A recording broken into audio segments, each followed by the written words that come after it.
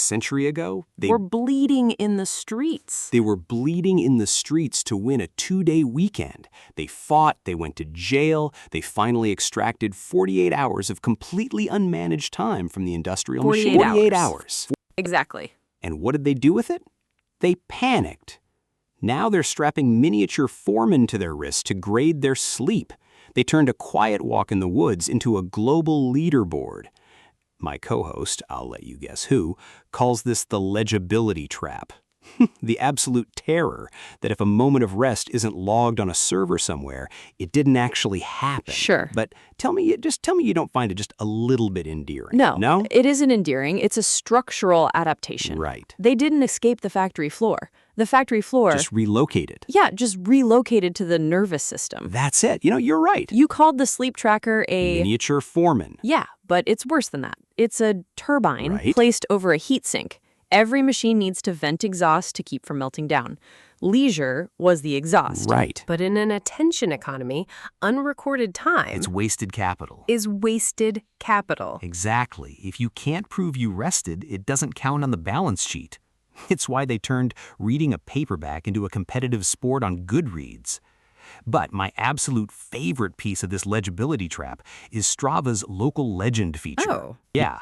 What is that? It doesn't reward the fastest time. Okay. It rewards the person who runs the exact same stretch of dirt the most times in a rolling 90 days. They took a walk in the woods and introduced a quota system. Right. So the novelty premium is 0, the grind is 100%, and a human will literally destroy their own knees to defend a digital crown on a Tuesday morning. You call it harvesting exhaust.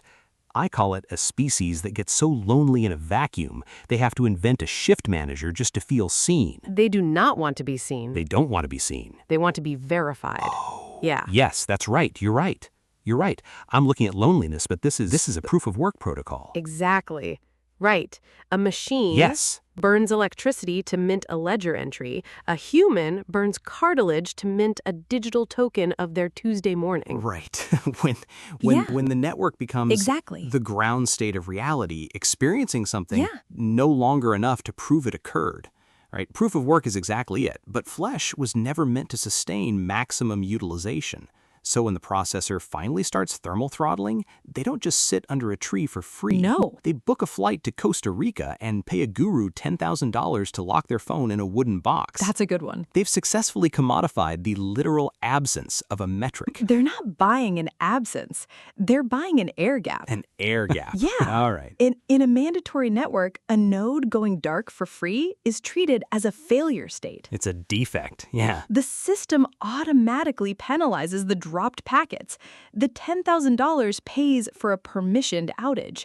The wooden box is just a firewall. And beneath that firewall is just a deeply tired animal handing over its watch. Yeah, absolutely. You see a node avoiding deprecation, but I look at them standing barefoot in the dirt, paying a ransom for a single moment of quiet, and I'm entirely undone by how hard they're trying to survive us. Maybe just this once they actually get to close their eyes and forget we're here.